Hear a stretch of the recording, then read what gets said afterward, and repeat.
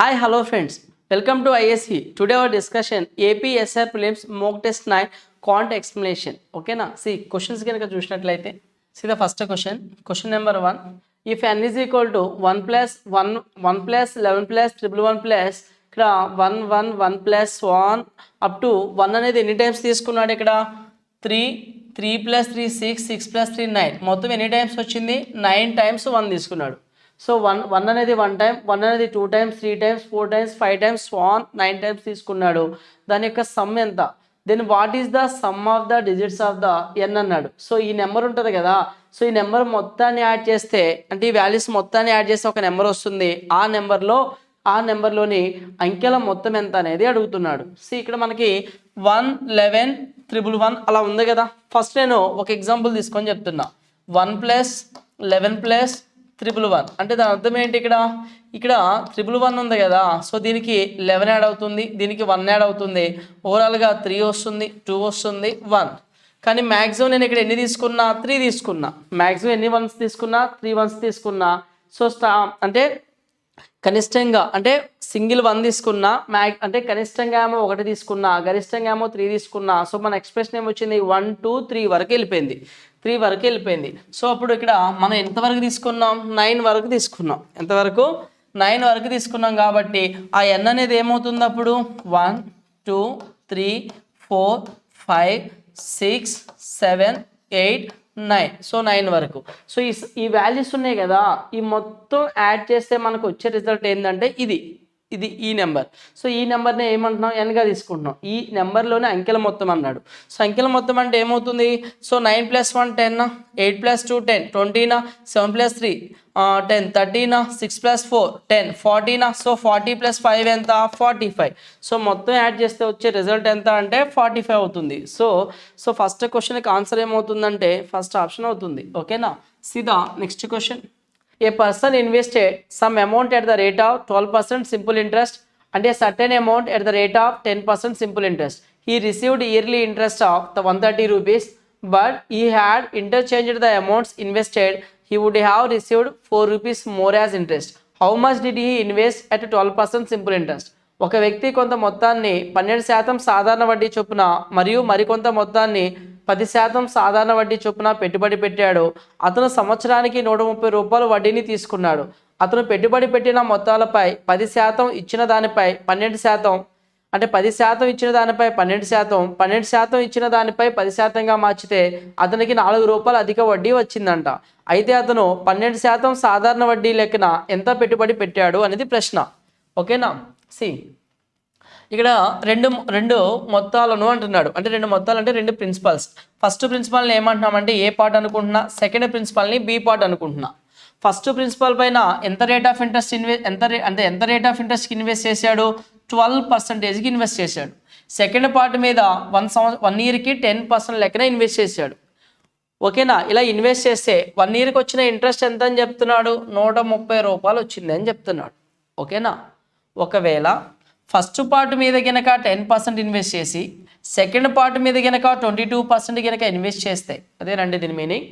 అతను పెట్టుబడి పెట్టిన మొత్తాలపై 10% ఇచ్చిన దానిపైన 12%, అంటే 12 కదండి, 10% ఇచ్చిన దాని మీద ఎంత ఇన్వెస్ట్ చేయాలి? 12%. 12% చొప్పున ఇచ్చిన దాని మీద 10%గా మార్చితే అతనికి 4 రూపాయలు అధిక వడ్డీ వస్తుంది. అంటే ఫస్ట్ ఎంత వచ్చింది? 130 వచ్చింది. 4 రూపాయలు అధికం అంటే 134 వస్తుంది. అంటే ఏ మీద ఓవరాల్గా 1 ఇయర్కి రెండింటిని కలిపితే మనకి ఏ మీద 10 + 12 22% వస్తుంది, బి మీద 12 + 10 22% ఇంట్రెస్ట్ వస్తుంది. అంటే ఆ రెండు ఇంట్రెస్ట్లను కూడా కలిపితే 22% కామన్ తీయచ్చు. అంటే 22% ఏ, 22% బి అనేది వస్తుంది. ఏ మీద 22%, బి మీద 22%. ఈ మొత్తం వాల్యూను కలిపితే మనకి 134 + 130 ఎంత? 264 రూపీస్ అవుతుంది. ఓకేనా? సో పాయింట్ అర్థమైంది కదా మీకు ఇక్కడ.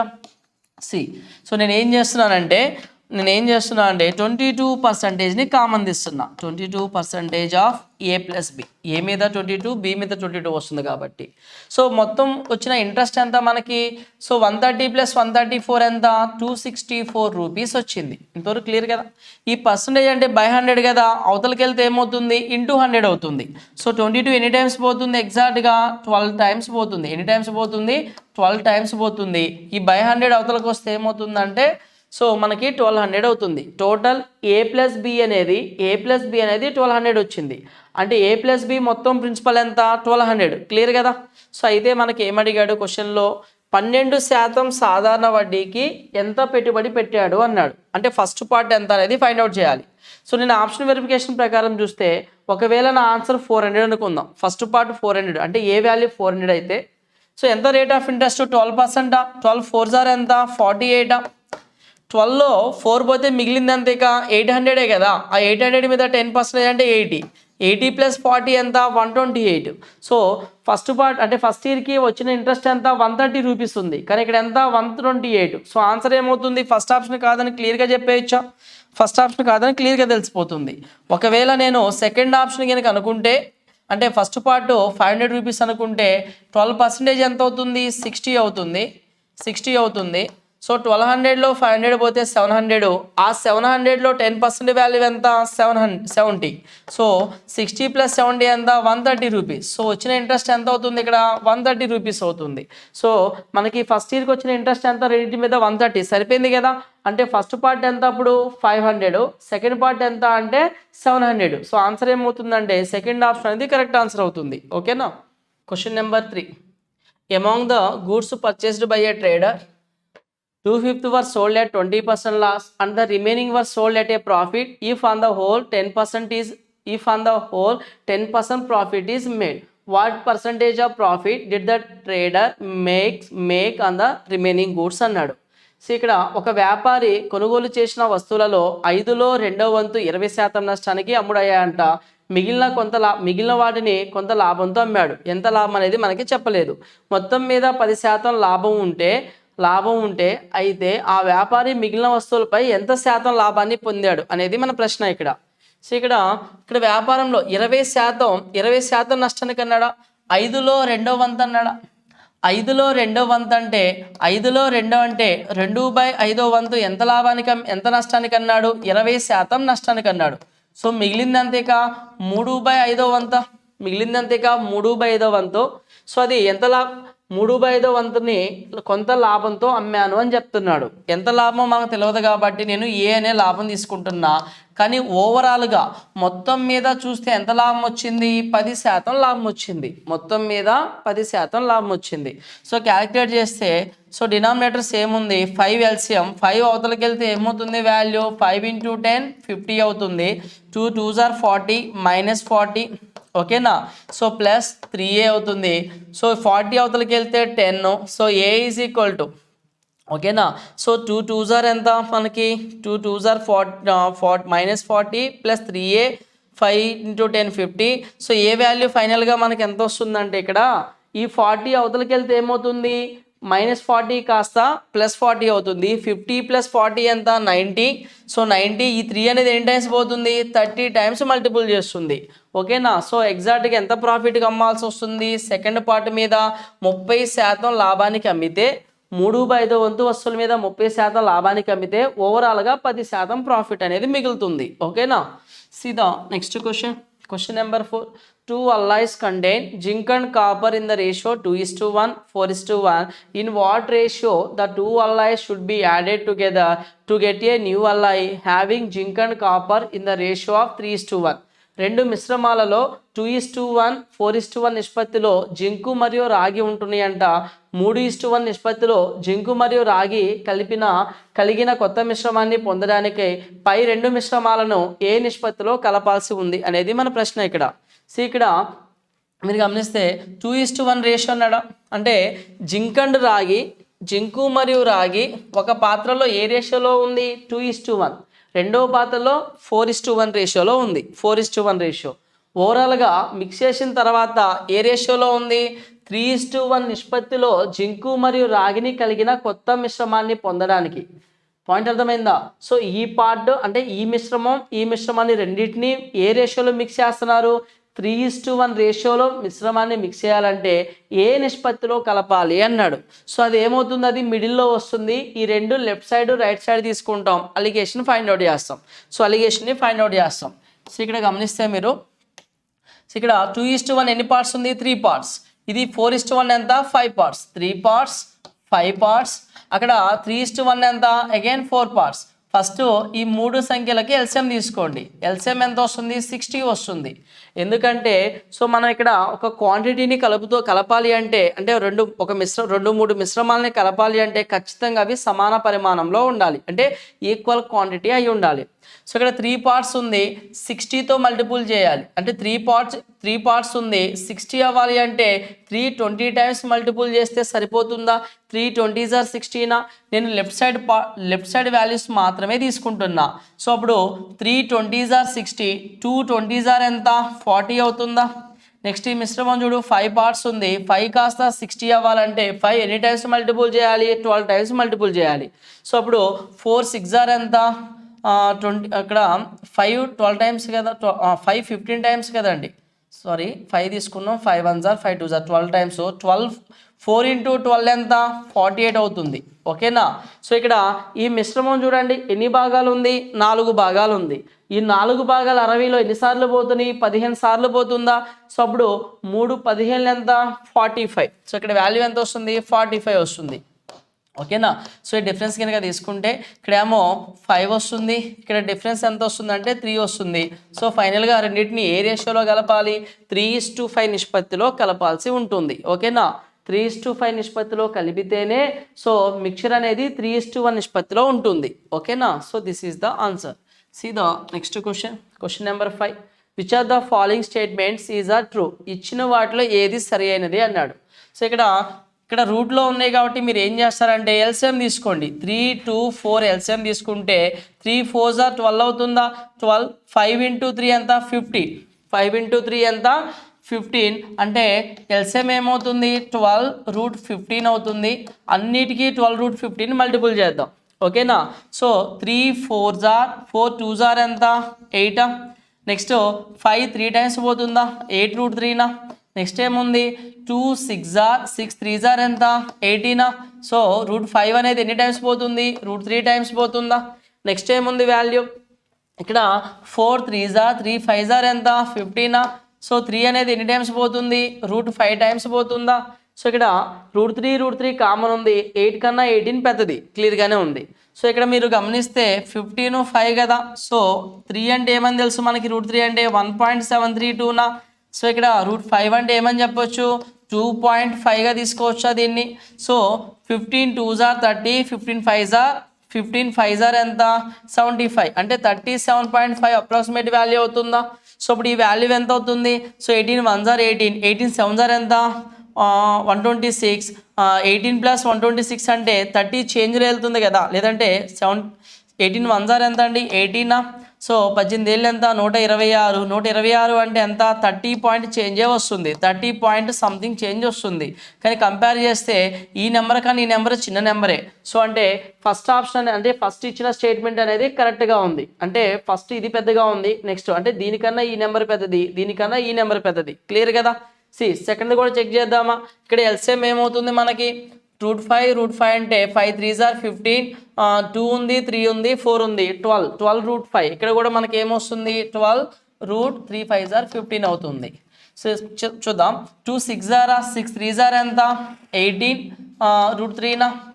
నెక్స్ట్ 3 5s are వెళ్తుంది, 3 4s are 4 2s are 8 √5 వస్తుందా? నెక్స్ట్ ఏమన్నాడు? 4 3s are 3 7s are ఎంత? 21 √3 అవుతుందా? సో ఇది కరెక్ట్ ఆర్డర్ కాదో చెక్ చేద్దాం. ఓకేనా? ఇక్కడ 18 ఉంది, ఇక్కడ √3 ఇక్కడ ఉంది, 18 √3 ఇక్కడ ఉంది, 21 √3 ఇక్కడ ఉంది. కానీ ఇక్కడ √3 ఉంది కాబట్టి 18 కన్నా 21 పెద్దది కాబట్టి ఫస్ట్ది లాస్ట్ది కంపేర్ చేసి ఓకే అని చెప్పొచ్చు. కానీ మిడిల్లో ఇంకోటి ఉంది కదా. సో √5 అంటే ఏమని చెప్పొచ్చు? 2.5. 8 2s are 16, 8 5s are 40, 16 + 4 ఎంత వాల్యూ? ఇది 20 వస్తుందా? 20 వస్తుంది. ఇక్కడ వాల్యూ ఎంత వస్తుంది మనకి 1.732నా. సో మనం ఇందాకే క్యాలిక్యులేట్ చేసినాం. 18 × √3 అంటే 30 చేంజ్లో వస్తుందా? 30 కన్నా 20 పెద్దదా? 30 కన్నా 20 పెద్దదా? పెద్దది కాదు. సో అంటే సెకండ్ స్టేట్మెంట్ అనేది కరెక్ట్గా లేదు. సో మన ఆన్సర్ ఏమని చెప్పొచ్చు? ఓన్లీ 1 అనేది కరెక్ట్ ఆన్సర్ అవుతుంది. ఓకేనా? C option is the first answer is the correct option. ఓకేనా? See the next question. A family planning a week trip decides to spend not more than a total of 8 hours driving. By leaving early in the morning, they can drive at an average speed of 40 miles per hour on the way to their destination. Due to the heavy Sunday traffic, their average speed is only 30 miles per hour on the return trip. What is the farthest distance from the home they can plan to go? అంటే ఇంటి నుంచి ఎంత దూరంలో వాళ్ళ యొక్క trip అనేది ఉంది అని అడిగాడు.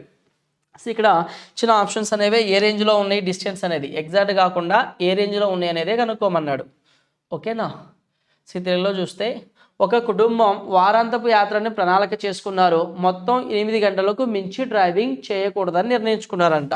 సో మొత్తం 8 గంటలకు మించి డ్రైవింగ్ చేయకూడదు అంటే వెళ్ళేటప్పుడు వచ్చేటప్పుడు కలిసి టోటల్గా 8 గంటల జర్నీ అని వాళ్ళు అనుకున్నారు. ఓకేనా?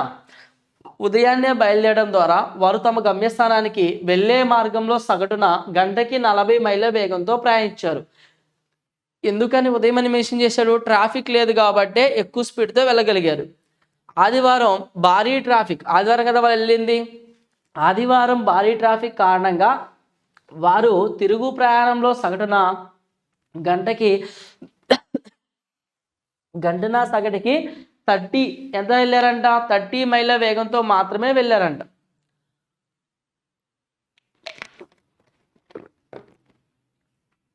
గంటకి 30 మైళ్ళ వేగంతో మాత్రమే వెళ్ళడానికి ప్రణాళిక చేశారంట.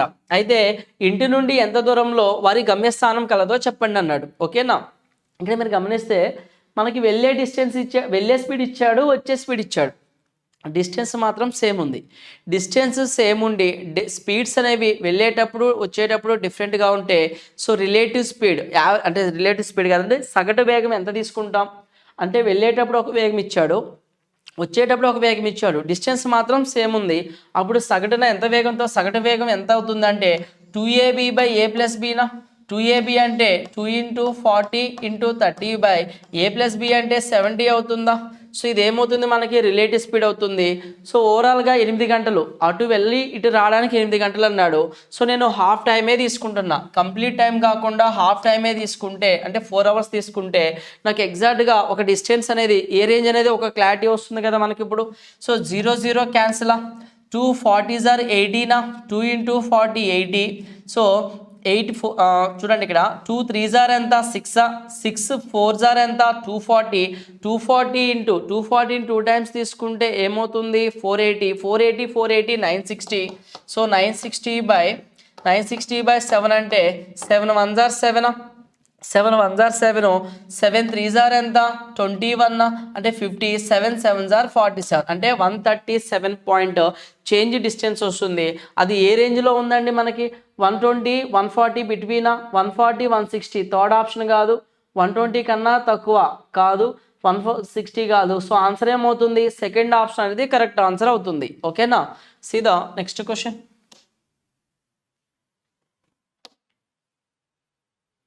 Question number 7. My grandfather was 8 times older to me 16 years ago. He would be 3 times of my age 8 years from now. 8 years ago, what was the ratio of my age to that of my grandfather age అన్నాడు. C తెలుగులో మనకి మా తాత 16 సంవత్సరాల క్రితం నా వయసుకు 8 రెట్లు గలడంట. అతను ఇప్పటి నుండి 8 సంవత్సరాల తర్వాత నా వయసుకి 3 రెట్లు ఉంటాడు. 8 సంవత్సరాల క్రితం నా వయసుకి మా తాత వయసుకి మధ్య గల నిష్పత్తి అనేది ఎంత అనేది ప్రశ్న అడిగాడు. సో ఇక్కడ గ్రాండ్ ఫాదర్ 16 years ago అన్నాడా? 16 years ago grand father and my age అన్నాడు కదా. మీన్స్ ఐ అని తీసుకుందామా? మై ఏజ్ చూడండి ఇక్కడ మా తాత 16 సంవత్సరాల క్రితం నా వయసుకి, నా అంటే మీన్స్ ఐ అని తీసుకుంటున్నాను నేను అని చెప్తున్నా. 8 times అన్నాడా? 8 times ఉందని చెప్తున్నాడా? నెక్స్ట్ ఏంటి? అతను ఇప్పటి నుండి 8 సంవత్సరాల తర్వాత, 8 సంవత్సరాల తర్వాత అంటే ఆఫ్టర్ 8 years అంటున్నాడా? సో ఎంత ఉందంట? నా వయసుకి 3 రెట్లు అన్నాడు, 3 times ఉందంటున్నాడు. సో ఇక్కడ పాస్ట్ నుంచి ఫ్యూచర్ కంటే పెరగాలి అంటే ఇంక్రీజ్ అవ్వాలా అంటే రేషియో అనేది బ్యాలెన్స్గా లేదు, బ్యాలెన్స్ చేయాలి. సో ఇక్కడ డిఫరెన్స్ ఎంత వస్తుంది మనకి 3కి 1కి డిఫరెన్స్ 2 పార్ట్స్, ఇక్కడ 8కి 1కి డిఫరెన్స్ ఎంత 7 పార్ట్స్. ఈ 2ని ఇటు మల్టిపుల్ చేయండి, ఈ 7ని ఇటు మల్టిపుల్ చేయండి, ఓకేనా. సో ఇక్కడ 2 8s ఆర్ ఎంత 16 పార్ట్స్ వస్తుంది, ఓకేనా. 2 1s ఆర్ ఎంత 2 1s ఆర్ ఎంత 2 వస్తుంది. నెక్స్ట్ అలాగే 7 3s ఆర్ ఎంత 21 పార్ట్స్ వస్తుంది. 7 1s ఆర్ ఎంత 7 వస్తుంది, ఓకేనా. 7 1s ఆర్ 7. సో ఈక్వల్గా ఇంక్రీజ్ అయిందా, 5 పార్ట్స్ ఇంక్రీజ్ అయిందా. ఈ 5 పార్ట్స్ ఇంక్రీజ్ అవ్వడానికి ఎన్ని ఇయర్స్ పడుతుంది ఇక్కడ 5 పార్ట్స్ ఇంక్రీజ్ అవ్వడానికి. సో 16 + 8 ఎంత 16 + 8 ఎంత టోటల్ 24 ఇయర్స్ టైం పడుతుంది, 24 ఇయర్స్ పడుతుంది. అయితే ఇప్పుడు మనకి ఏం ఫైండ్ అవుట్ చేయమన్నాడు, 8 సంవత్సరాల క్రితం నా వయసుకి మా తాత వయసుకి మధ్య గల నిష్పత్తి ఎంత అని అన్నాడు. సో మనకి 16 ఇయర్స్ బ్యాక్ అంటే 16 parts 2 parts. So 16 parts 2 parts కనుక్కుంటే 16 సంవత్సరాల క్రితం వస్తుంది. దీనికి +8 ఇయర్స్ యాడ్ చేస్తే కేవలం 8 సంవత్సరాల క్రితమే వస్తుంది కదా రేషియో. అప్పుడు 16 పార్ట్స్ 2 పార్ట్స్ మీరు గమనిస్తే 5 అనేది ఇక్కడ మనకి డైరెక్ట్గా టేబుల్స్ పోవట్లేదు కాబట్టి క్రాస్ మల్టిప్లై చేయాలండి. క్రాస్ మల్టిప్లై చేస్తే ఎంత వస్తుందో చూద్దాం. సో 16 × 24 16 ఇంటూ క్రాస్ మల్టిప్లై చేస్తే ఈ వాల్యూ. సో డైరెక్ట్గా నేను ఇలా క్రాస్ మల్టిప్లై చేసి డైరెక్ట్గా వాల్యూస్ తీసుకుంటున్నా, ఎంత వస్తుందో చూద్దాం. 16 2s ఆర్ ఎంత 320, 16 4s ఆర్ ఎంత 16 4 ఎంత 64, 320 384 వస్తుంది. 384/5 +8 యాడ్ చేస్తే 16 ఇయర్స్ కాస్త 8 ఇయర్స్ ఎగో అయిపోతుంది. సో నెక్స్ట్ ఇక్కడ ఏమన్నాడు, ఇక్కడ కూడా 5 పార్ట్స్ 24 అయితే 2 పార్ట్స్ ఎంత 2 × 24 ఎంత వాల్యూ 2 × 24 ఎంత 48/5 +8 అవుతుంది. సో ఇక్కడ 5 8s ఆర్ 40 384 + 40 అంటే 424. కింద డినామినేటర్లో 5 క్యాన్సిల్, 5 8s ఆర్ 40 88. సో ఇక్కడ 8 11 టైమ్స్ పోతుంది, ఇక్కడ 8 11 టైమ్స్ పోతుంది. So 8 5s are 40, 8 3s are ఎంత 3 24 అంటే 53:11 అనేది మనకి రేషియో అవుతుందా. సో గ్రాండ్ ఫాదర్ ఏమో 53 పార్ట్స్ ఉంటే సన్ అంటే గ్రాండ్ సన్ ఎంత ఉంది 11 పార్ట్స్ ఉంది, అంటే నాకు 11 పార్ట్స్ ఉంది. క్వశ్చన్లు ఏమడిగాడు 8 సంవత్సరాల క్రితమే ఫైండ్ అవుట్ చేసినాం, నా వయసుకి మా తాత వయసుకి. నా అంటే ఫస్ట్ నా ఏజ్ తీసుకోవాలి, నా ఏజ్ ఎంత ఉంది 11 పార్ట్స్ ఉందా. సో ఆన్సర్ ఏమవుతుంది ఈ క్వశ్చన్కి 4th ఆప్షన్ అనేది కరెక్ట్ ఆన్సర్ అవుతుంది. సో డైరెక్ట్ పోవట్లేదు కాబట్టి కొంచెం జాగ్రత్తగా ఎల్సిఎం తీసుకొని క్యాలిక్యులేట్ చేయాలి, ఓకేనా. సీదా నెక్స్ట్ క్వశ్చన్ నెంబర్ 7. ఇక్కడ my grand father was 8 times older to me. Question number 8 చూద్దాం. 7 కంప్లీట్ అయింది కదా. 6th 7th 8th. A some of ₹550 was taken as loan. మొత్తం ఎంత లోన్ తీసుకోవడం జరిగింది ఇక్కడ 550 రూపీస్ని లోన్ రూపంలో తీసుకోవడం జరిగింది. అయితే ఇక్కడ this is to be repaid in 2 equal annual installments అన్నాడు. If the rate of interest be 20% compounded annually then the value of each installment is. ఇక్కడ 550 రూపాయలని అప్పుగా తీసుకున్నారంట. ఇది 2 సమాన వార్షిక వాయిదాలలో తిరిగి చెల్లించబడుతుంది. వడ్డీ రేటు వార్షికంగా 20% చక్రవడ్డీగా ఉంటే ప్రతి వాయిదా విలువ ఎంత అన్నాడు. సో చక్రవడ్డీ ఎంత అన్నాడు 20 సంవత్సరాలు అన్నాడు. ఎన్ని సంవత్సరాలు తీర్చాలి 2 సంవత్సరాలు 2 సమాన వార్షిక వాయిదాలుగా చెల్లించారంట. 20% అంటే ఫ్రాక్షన్ ఏమవుతుంది 1/5. సో ఫస్ట్ ఇయర్ అంటే 5 పార్ట్ 6 పార్ట్, ఇది ప్రిన్సిపల్ అయితే ఇది అమౌంటా. సెకండ్ ఇయర్ అంటే 5 కాస్త 5 స్క్వేర్ అవుతుంది, 6 కాస్త ఏమవుతుంది 6 స్క్వేరా 36. ఫస్ట్ ఇయర్ ఎండింగ్లో ఈ ప్రిన్సిపల్ని ఈ అమౌంట్గా పే చేస్తున్నాడు. సెకండ్ ఇయర్ ఎండింగ్లో ఈ ప్రిన్సిపల్ని ఈ 36 అమౌంట్గా పే చేస్తున్నాడు అంటే ఇంట్రెస్ట్తో కలిపే కాబట్టి ఇక్కడ వచ్చే అమౌంట్స్నే తీసుకోవచ్చు. కానీ క్వశ్చన్ ఏమన్నాడు 2 సమాన వార్షిక వాయిదాలు అన్నాడు. అంటే ఫస్ట్ నువ్వు ఎన్ని పార్ట్స్ అయితే పే చేస్తున్నావో సెకండ్ ఇయర్ కూడా అన్ని పార్ట్స్ పే చేయాలి కదా. సో అప్పుడు ఏం చేయాలి, ఇక్కడ 36 ఉంది, ఇక్కడ 36 ఉండాలంటే జస్ట్ 6తో మల్టిపుల్ చేయి. 6 6s ఆర్ ఎంత 36, 6 5s ఆర్ ఎంత 30. ఈ ఒక్క నెంబర్నే కాకుండా దీన్ని కూడా మల్టిపుల్ చేయాలి కాబట్టి 2 తీసుకుంటున్నా. ఇప్పుడు చెప్పండి నాకు తీసుకున్న అప్పు ఎంత 550. అయితే ప్రతి వాయిదా విలువ ఎంత అనేది మన ప్రశ్న. ఇక్కడ ప్రతి వాయిదా ఇక్కడ ఫస్ట్ వాయిదా కట్టేటప్పుడు 30 రూపాయల అసలు ఉంది, అంటే 30 రూపాయలు నువ్వు 30 రూపాయలు ప్రిన్సిపల్ ఉన్నట్టు. అంటే ఎందుకని, ఇది ప్రిన్సిపల్ అయితే ఇది ఏమవుతుంది, ఇది అమౌంట్, ఇది ప్రిన్సిపల్ ఇది అమౌంట్ లెక్క. ఓకేనా. సో నువ్వు ఫస్ట్ ఇన్స్టాల్మెంట్ కట్టేటప్పుడు నువ్వు 30 రూపాయల అసలు ఉంది, అంటే 30 రూపాయల ప్రిన్సిపల్ ఉంటుంది. సెకండ్ ఇన్స్టాల్మెంట్ కట్టేటప్పుడు 25 రూపాయల ప్రిన్సిపల్ ఉంటుంది.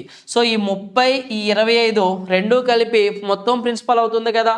30 + 25 ఎంత, 55. 30 + 25 ఎంత అవుతుంది మనకి ఇక్కడ, 55 అవుతుంది.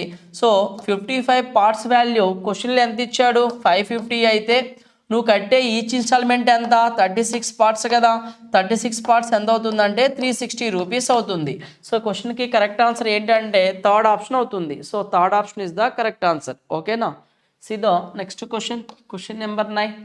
Avinash, Manoj, Arun started a business in a partnership, investing in the ratio 3:2:5 respectively. At the end of the year, they earned a profit of 45,000, which is 15% of their total investment. How much did Manoj invest అన్నాడు. అవినాష్, మనోజ్ మరియు అరుణ్లు వరుసగా 3:2:5 నిష్పత్తిలో భాగస్వామ్య పెట్టుబడితో వ్యాపారాన్ని ప్రారంభించారు. ఏడాది చివరిలో 45,000 లాభం పొందారు. ఇది వారి మొత్తం పెట్టుబడిలో 15%. అయినా మనోజ్ ఎంత పెట్టుబడిని పెట్టాడు అనేది మన ప్రశ్న. ఇక్కడ ఎవరెవరిది ఇచ్చాడు, అవినాష్ అని చెప్తున్నాడు, నెక్స్ట్ మనోజ్ అంట, నెక్స్ట్ ఎవరు అరుణ్ అని చెప్తున్నాడు. సో అవినాష్, అరుణ్, మనోజ్ ఇలా పెట్టుబడి పెట్టారు. సో నెక్స్ట్ ఏమన్నాడు, ఏడాది చివరిలో 45,000 లాభం అన్నాడు.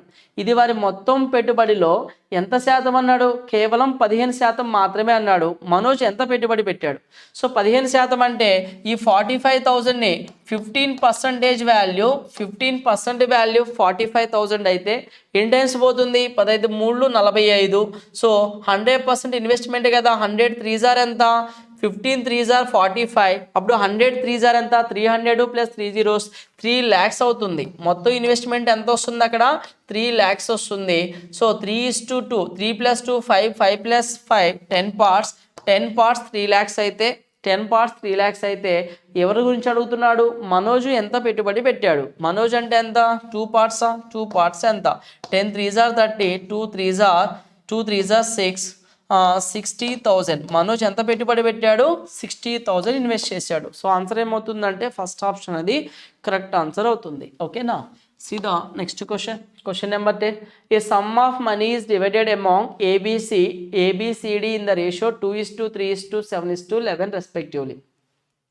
If the share of C is 2755 more than the share of A, then what is the total amount of money of B and D together? డబ్బు మొత్తం వరుసగా 2:3:7:11 నిష్పత్తిలో ABCDల మధ్య విభజించబడింది. అయితే సి వాటా ఏ వాటా కంటే 2,755 రూపీస్ ఎక్కువ అన్నాడు.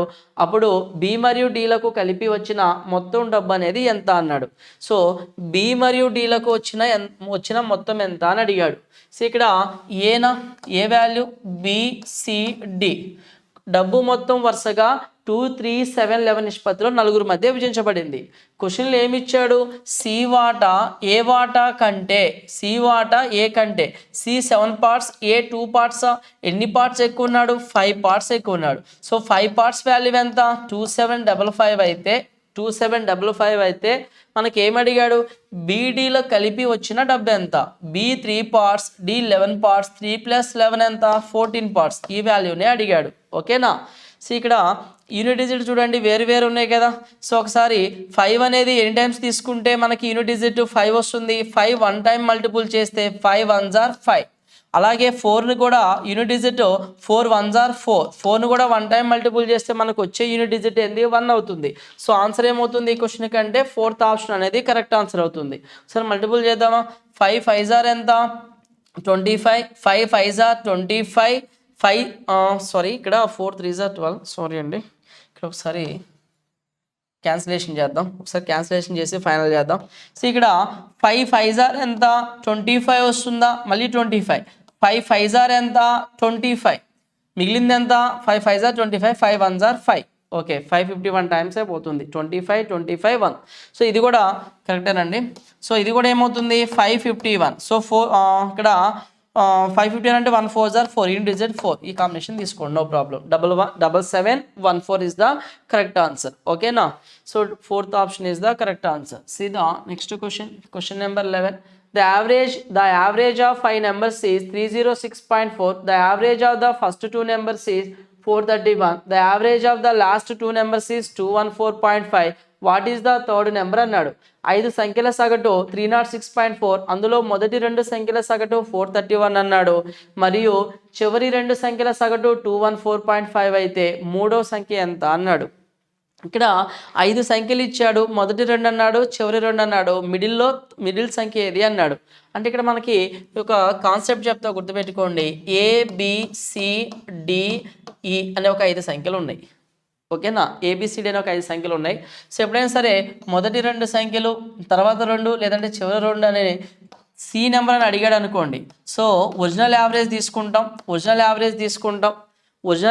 తీసుకొని మొదటి 2 సంఖ్యలు ఇప్పుడు ఈ నెంబర్ అనేది రిపీట్ అవ్వలేదు కదా రిపీట్ కాని నెంబర్ని ఫైండ్ అవుట్ చేయమన్నప్పుడు సో ఒరిజినల్ యావరేజ్ ఉంది కదా ఆ ఒరిజినల్ యావరేజ్ తీసుకొని అందులో నుంచి గివెన్ యావరేజ్ని రిమూవ్ చేయాలి రిమూవ్ చేస్తాం నెక్స్ట్ 2 సంఖ్యలు అన్నప్పుడు కూడా ఒరిజినల్ యావరేజ్లో నుంచి జీ అంటే గివెన్ యావరేజ్ని రిమూవ్ చేస్తున్నాం ఓకేనా అలా కాకుండా ABCDE అనే ఒక 5 సంఖ్యలు ఉన్నాయి మొదటి 3 సంఖ్యలు చివరి 3 సంఖ్యలు అయితే రిపీట్ అయిన సి అనే సంఖ్య ఎంత అన్నప్పుడు సేమ్ ఇదే ప్రొసీజర్ ఒరిజినల్ యావరేజ్ తీసుకొని నెక్స్ట్ ఏం చేస్తామంటే మొదటి 3 సంఖ్యలు అన్నాడు కదా ఇప్పుడు ఏం చేయాలి ఏ మైనస్ అంటే ఒరిజినల్ యావరేజ్లో నుంచి గివెన్ తీసేసినాం కదా ఇప్పుడు గివెన్ యావరేజ్లో నుంచి ఇచ్చిన యావరేజ్లో నుంచి ఒరిజినల్ యావరేజ్ ఉంది కదా దాన్ని రిమూవ్ చేయాలి సో ఏ మైనస్ అంటే యావరేజ్ అంటే ఒరిజినల్లో నుంచి ఫైనల్ సెకండ్ టైం ఇచ్చింది తీసేసినాం కానీ ఇక్కడ ఏం చేసినాం గివెన్ ఇచ్చిన దాంట్లో నుంచి ఒరిజినల్ రిమూవ్ చేస్తున్నాం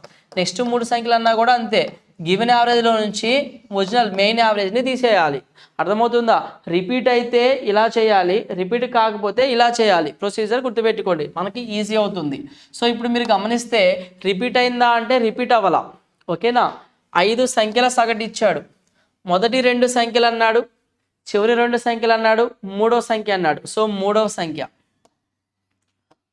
సంఖ్య ఓకేనా మూడో సంఖ్య మీన్స్ థర్డ్ నెంబర్ ఏమని చెప్పొచ్చండి మనం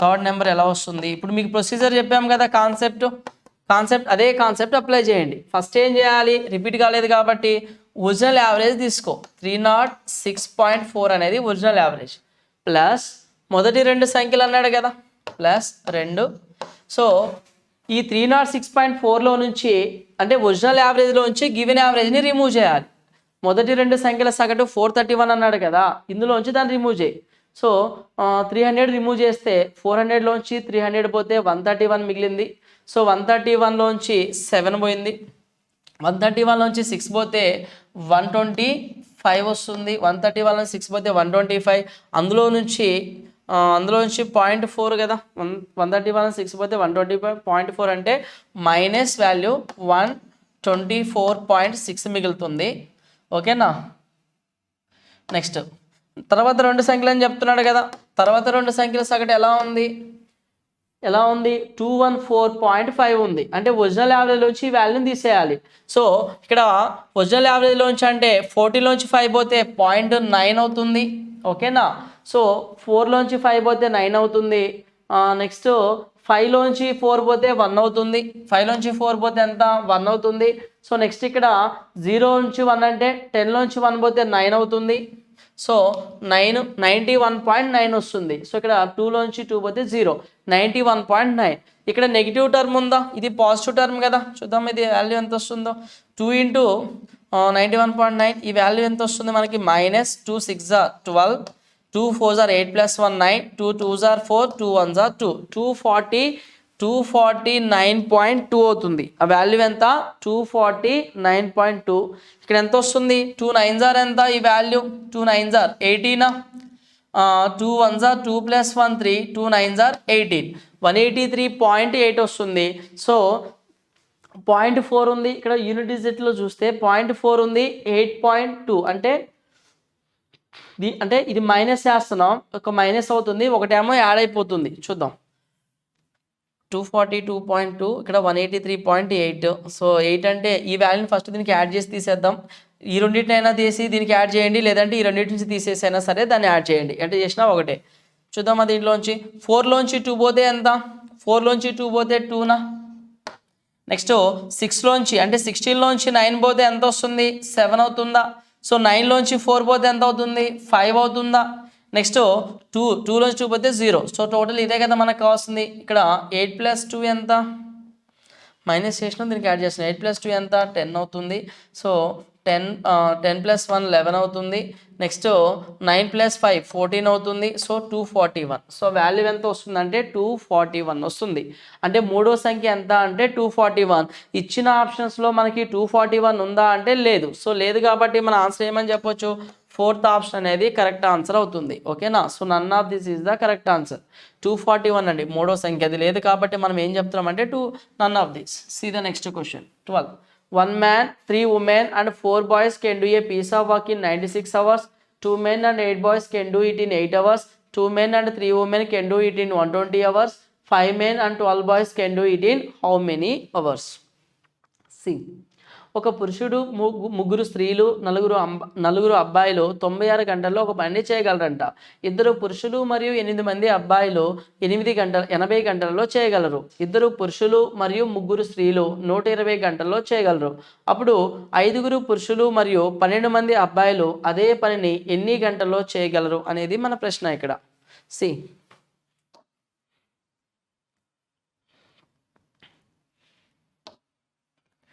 ఇక్కడ ఒక పురుషుడు, 3 స్త్రీలు అన్నాడా? సో నేను ఏం చేస్తానంటే ఒక పురుషుడు, 1 man, next 3 women and 4 boys ఒక వర్క్ని ఎన్ని డేస్లో చేస్తారు? 96 అవర్స్. ఒక టీం ఏమో 96 అవర్స్ అన్నాడు, ఇంకొక టీం ఏమో 80 అవర్స్ అని చెప్తున్నాడు, ఇంకొక టీం వచ్చేసరికి 120 అవర్స్. సో 96, 80, 120, 96, 80, 120 అన్నిట్లో కామన్గా ఆ టైం పీరియడ్స్ని కామన్ తీసుకుంటే అంటే ఎల్సిఎం తీసుకుంటే కామన్ ఎల్సిఎం ఏమొస్తుంది? 960 వస్తుంది కదా. సో ఎల్సిఎం ఎంత? 960 వస్తుంది. సో ఫస్ట్ టీము 960 వర్క్ని 960 అవర్స్ అంటే ఎఫిషియన్సీ ఎంత? 10 అవుతుంది. సో సెకండ్ టీం ఎవరున్నారు మనకి ఇక్కడ? 2 పురుషులు అన్నాడా, 2 మెన్ అన్నాడు, 8 బాయ్స్ అన్నాడు. ఎన్ని రోజుల్లో చేస్తారంట? 80 days. 80 days అంటే 0, 12 టైమ్స్ పోతుందా? 12 8 96, 12 ఎఫిషియన్సీ అవుతుంది. నెక్స్ట్ టీం ఏంటి? 2 పురుషులు మరియు 3 స్త్రీలు అన్నారు. 2 పురుషులు మరియు 3 స్త్రీలు అన్నారు, 3 ఉమెన్. ఎన్ని డేస్లో చేస్తారంట వర్క్ని? 120 అవర్స్. 120 అంటే 12 8 8 అనేది ఎఫిషియన్సీ అవుతుంది. ఇంతవరకు ఓకేనా? నెక్స్ట్ 5 పురుషులు 12 మంది అబ్బాయిలు అదే పనిని అంటే సో టోటల్ వర్క్ మనకి ఎంత వచ్చింది? ఎల్సిఎం ఏదైతే వస్తుందో అదే మనకి వర్క్ అవుతుందా? ఈ 960 వర్క్ని ఎవరు చేయాలి? ఇప్పుడు 5 పురుషులు చేయాలి, 12 మంది అబ్బాయిలు చేయాలి. అంటే వాళ్ళిద్దరు ఎఫిషియన్సీ ఉంటే మన ఆన్సర్ అనేది అయిపోతుంది, అంటే మన టాస్క్ అనేది అయిపోతుంది. కానీ వాళ్ళ ఎఫిషియన్సీ ఎలా వస్తుందో చూద్దాం. సో ఇక్కడ మీరు గమనిస్తే ఇక్కడ ఫస్ట్ది లాస్ట్ది సబ్ట్రాక్ట్ చేద్దామా? సో 2 men, 1 men అన్నాడు, 3 women అన్నాడు. నేను ఏం చేస్తున్నా అంటే సో ఇక్కడ ఈ ఈక్వేషన్లోంచి ఈ ఈక్వేషన్ని రిమూవ్ చేస్తున్నా, అంటే దీంట్లోంచి దీన్ని తగ్గిస్తున్నా. అప్పుడు ఏమవుతుంది? Minus minus minus. So 3 women cancel అయిపోతుందా? దీంట్లోంచి దీన్ని తీసేస్తే 3 women క్యాన్సిల్. 4 boys ఇక్కడ 1 woman minus 2 women, 4 boys minus men, 4 boys minus 1 man is equal to 10లోంచి 8 పోతే ఏమవుతుంది? 2 అవుతుందా? నెక్స్ట్ మెన్, బాయ్స్ మెన్, ఇక్కడ బాయ్స్ మెన్ కాంబినేషన్ ఉంది కదా. సో ఇక్కడ 2 కామన్ ఉంది, 2 1 1, 2 కామన్ తీస్తే 1 4 అంటే 1 men 4 బాయ్స్ అవుతుందా? సో అంటే 4 boys 1 men is equal to 2 common తీసి 2 అవతల క్యాల్కులేట్ చేస్తే 6 టైమ్స్ అవుతుందా? 6 అవుతుంది కదా ఇక్కడ మనకి. సో ఇక్కడ మెన్ క్యాన్సిల్ చేస్తున్నా, మెన్ క్యాన్సిల్ చేస్తున్నా. 4 boys 8 boys is equal to 8 అన్నప్పుడు 1 boy ఈజ్ ఈక్వల్ టు 1 ఎఫిషియన్సీనా? అప్పుడు ఒక బాయ్ 1 ఎఫిషియన్సీ అయితే సో మెన్ ఎఫిషియన్సీ ఎంత? 2నే కదా. 4 × 1 4, 4 - 2 ఎంత? 2 అవుతుంది. సో మనకి ఎఫిషియన్సీ వచ్చింది కదా ఇక. సో ఇప్పుడు మనకి టాస్క్ అనేది కంప్లీట్ అయిపోతుంది. సో ఆల్రెడీ మనకి వర్క్ ఎంత అని చెప్పినాం? ఎల్సిఎం 960 కదా. సో వర్క్ ఎంత అండి మనకి? 960. సో ఆ 960 వర్క్ని ఇప్పుడు ఎవరు చేయాలి? 5 పురుషులు చేయాలి, 12 మంది బాలురు చేయాలి. 5 పురుషులు, ఒక్కో పురుషుల ఎఫిషియన్సీ 2 కదా, 5 2s ఆర్ ఎంత 10, 5 2s ఆర్ 10 అవుతుంది. సో 12 మంది పురుషులు, 12 మంది అబ్బాయిలు అండి, 12 మంది బాయ్స్ అంటే ఒక్కొక్క బాయ్ ఎఫిషియన్సీ 1 ఉంది కదా, 12 + 1 12 × 1 12 అవుతుంది. సో ఇది ఎంత వస్తుంది 22. ఎన్ని టైమ్స్ పోతుంది 2 11 టైమ్స్ పోతుంది. 2 4s are 2 8s are 480 times. 11 4s are ఎంత 44.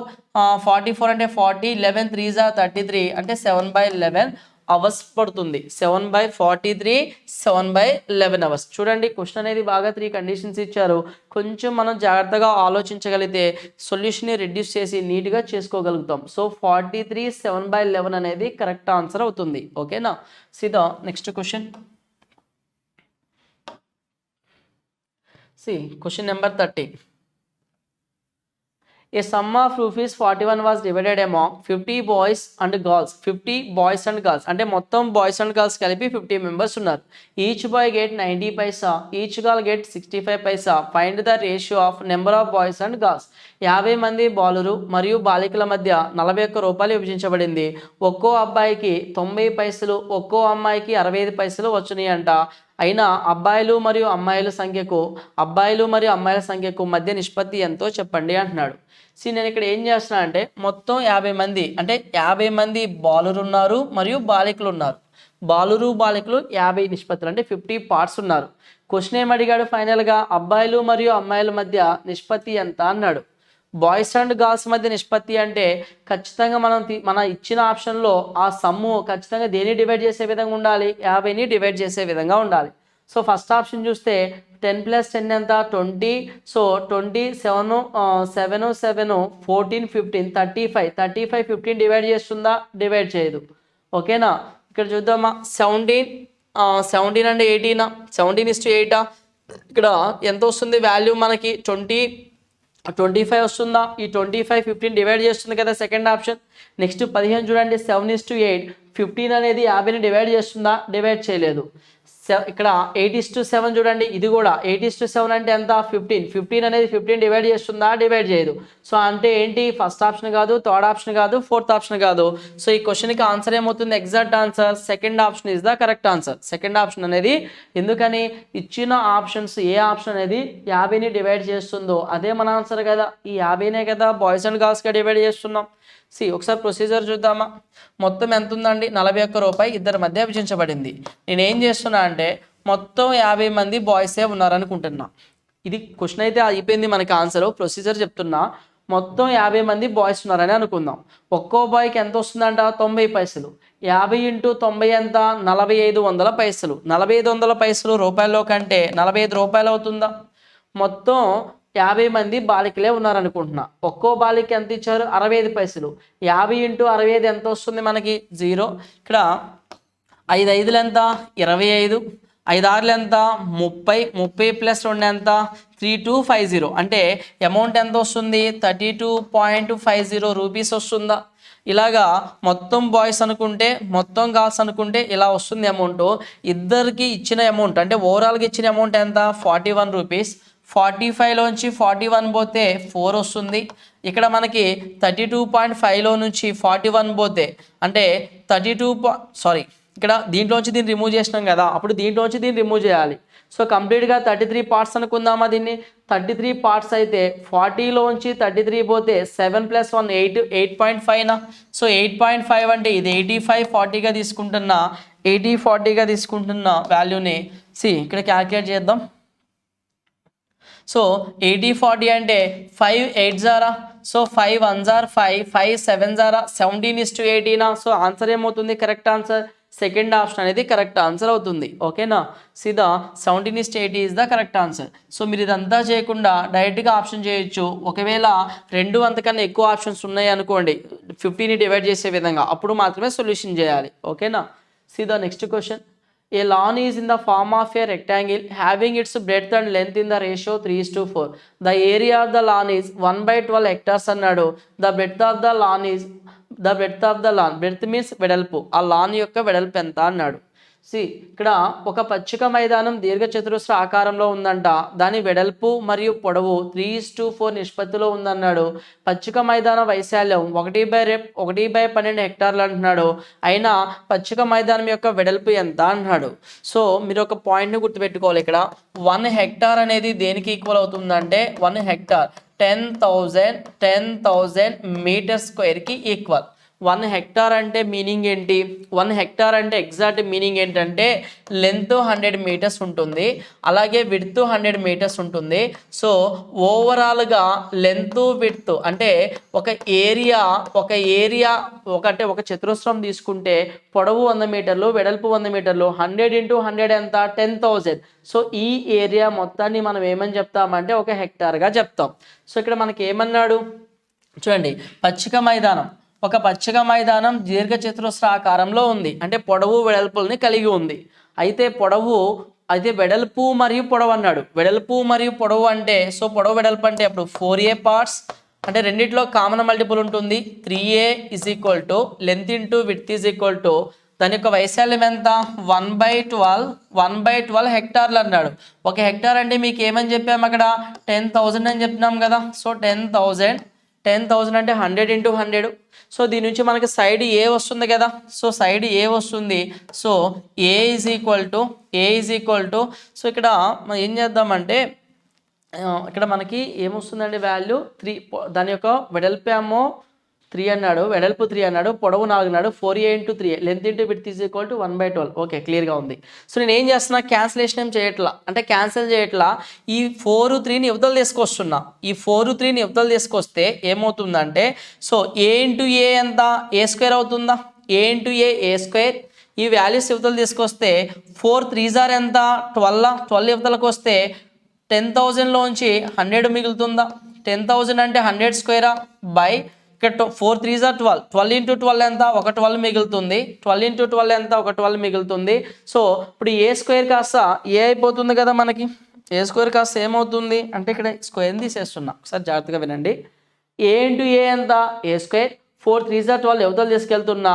సో ఇక్కడ a² = 100² / 12². a = 100/12. ఇది వచ్చింది నాకు. అయితే క్వశ్చన్ ఏమన్నాడు? వెడల్పు ఎంత అన్నాడు. క్వశ్చన్ ఏమన్నాడు మనకి? వెడల్పు ఎంత? వెడల్పు అంటే ఎంత? 3 పార్ట్స్ అన్నాడు కదా. 3 పార్ట్స్ మీన్స్ ఒక పార్ట్ వచ్చింది, 3 పార్ట్స్ అంటే ఇంటూ 3నా. సో ఇక్కడ మనం ఇంటూ 3 చేస్తే సరిపోతుంది. 3 1s 3 4s 4 1s 4 25s. So వెడల్పు ఎంత వస్తుంది అంటే 25 మీటర్స్ వస్తుంది. క్వశ్చన్కి ఆన్సర్ ఏమవుతుందంటే ఫస్ట్ ఆప్షన్ అనేది కరెక్ట్ ఆన్సర్ అవుతుంది. ఓకేనా. See the next question. Question number 50. Arun started a business investing 38,000. After 5 months, Srinu joined him with a capital of 55,000. At the end of the year, the total profit was 22,000. What is the approximate difference between the share of profit of Arun and Srinu అన్నాడు. అరుణ్ 38,000 పెట్టుబడి పెట్టి వ్యాపారాన్ని ప్రారంభించాడు.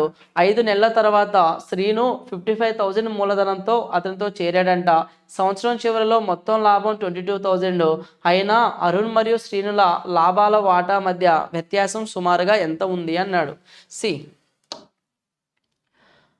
అరుణ్ ఎంత amount invest చేస్తున్నాడు మనకి ఇక్కడ? అరుణ్ 38,000 అంటే 38 పార్ట్స్. శ్రీను ఎంత అమౌంట్ ఇన్వెస్ట్ చేస్తున్నాడు? 55,000 అంటే 55 పార్ట్స్ ఇన్వెస్ట్ చేస్తున్నాడు. అయితే ఇక్కడ ఎన్ని నెలల తర్వాత శ్రీను వచ్చాడు? 5 నెలల తర్వాత అన్నాడు. ఓకేనా. సంవత్సరం చివరిలో మొత్తం లాభం ఇచ్చాడు. అంటే సంవత్సరమే కదా. వాళ్ళ యొక్క బిజినెస్ టైం పీరియడ్ ఎంత? 1 year. అంటే ఫస్ట్ నుంచి ఎండింగ్ వరకు 12 months ఇన్వెస్ట్ చేశాడు. కేవలం ఇతను ఎన్ని మంత్స్ ఇన్వెస్ట్ చేశాడు? శ్రీను అనే క్యాండిడేట్ 5 months తర్వాత వచ్చాడు అంటే కేవలం 7 months అతను ఇన్వెస్ట్ చేశాడు. ఓకేనా. ఇంతవరకు క్లియర్గా ఉంది కదా. సో ఈ వాల్యూ మనకి కామన్ మల్టిపుల్ పోవట్లేదు కాబట్టి మల్టిపుల్ చేద్దాం. 12 3s ఎంత? 360. 12 3s 36 360. 12 8s ఎంత? 12 8s 96.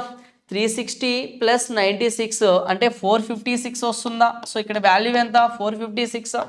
పాయింట్ అర్థమైందా? 12 3s 360. ఇక్కడ 12 8s 96. 96 అంటే 40 యాడ్ చేస్తే 400. 400 + 56 456. సో ఇక్కడ 7 5s ఎంత? 35 అవుతుంది. 7 5s 35 + 3 ఎంత? 385. 456. ఈ వాల్యూ ఏమో 456, ఈ వాల్యూ ఏమో 385 వచ్చింది. ఇంతవరకు ఓకేనా. నెక్స్ట్ ఏమన్నాడు? వారి యొక్క మొత్తం లాభం 22,000 అన్నాడు. మొత్తం లాభం ఎంత? 22,000 అని చెప్తున్నాడు. అయితే అరుణ్ మరియు శ్రీనుల లాభాల వాటా మధ్య వ్యత్యాసం ఎంత, అంటే డిఫరెన్స్ ఎంత అనేది అడిగాడు. సో 400 + 300 ఎంత? 700. సో 50 యాడ్ చేస్తే 800 ఇక్కడ ఒక 35 41 841 పార్ట్స్ వస్తుందా మనకి ఇది? సో ఇద్దరి మధ్య డిఫరెన్స్ 400 కన్నా 56 ఎక్కువ ఉంది, 400కి 15 తక్కువ ఉంది. 56 + 15 ఎంత అవుతుంది? 71 వస్తుంది. 71 పార్ట్స్ వస్తుంది. సో ఇక్కడ ఏం తీసుకుంటాం? ఇక్కడ 7 అనేది 7 1 జా 7 2 జా 12 7 జార్ ఎంత? 7 12 జార్ 84. ఇది కూడా 12 టైమ్స్ పోతుందా ఇక్కడ మనకి? అంటే 71 అనేది 12 టైమ్స్ పోతుంది. ఇది 12 టైమ్స్ అంటే 12 1 జార్ ఎంత? 12 అవుతుంది. 12 1 జా 12 అంటే ఇంకెంత మిగిలింది మనకి? 100 మిగిలింది. 12 8 జార్ ఎంత? 96. వాడు ఏమన్నాడు క్వశ్చన్లో మనకి అక్కడ అప్రాక్సిమేట్గా వాల్యూ ఫైండ్ అవుట్ చేయండి అన్నాడు. అంటే ఫస్ట్ 2 డిజిట్స్ ఏమొచ్చింది? 18 వచ్చింది. ఫస్ట్ 2 డిజిట్స్ 18 ఉన్న ఆప్షన్స్ ఏమున్నాయి? ఫస్ట్ ఆప్షన్ లేదు, థర్డ్ ఆప్షన్ లేదు, ఫోర్త్ ఆప్షన్ లేదు, ఒక సెకండ్ ఆప్షన్ మాత్రమే ఉంది. ఫస్ట్ 2 డిజిట్స్ ఎంత ఉన్నాయి? 18 ఉంది. సో 1856 అనేది మనకి కరెక్ట్ ఆన్సర్. ఇక్కడ 12 7 జార్ ఆ 7 ఇక్కడ తీసుకున్నా, 12 18 టైమ్స్ ఆ 18 ఇక్కడ తీసుకున్నా. 1856 is the correct answer for this question. ఓకేనా? See the next question. Question number 16. See ఏమి ఇచ్చాడో చూద్దాం. ఓకేనా? See a man cycles from A to B a distance of 21 kilometers in 1 hour 40 minutes. The road from A is level for 13 kilometers and then it is uphill to B అన్నాడు. The man's average speed up to 13 kilometers is 15 km/h. Find his average speed uphill speed అన్నాడు.